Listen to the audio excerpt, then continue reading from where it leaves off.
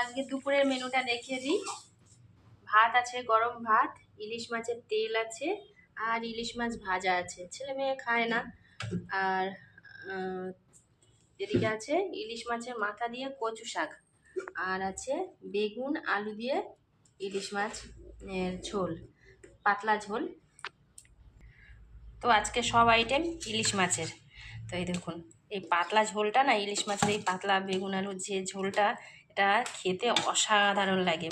মানে সর্ষে বাটা বলো আর ভাপা বলো, এত সুন্দর টেস্ট লাগে না এই যে বেগুন আলু এই এটা। আর মাছ ভাজা, মাছের তেল তো অসাধারণ।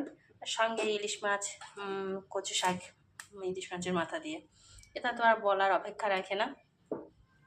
তো বলতে বলতে আমার জিভে জল চলে আসছে, কিন্তু এখন তো খাবো না। এখন মেয়ের ভাত বেড়েছি, মেয়ে স্কুল থেকে বাড়ি এসছে, তারপরে আমি ছেলে বাড়ি আসলে তারপরে আমরা সব একসঙ্গে খাবো।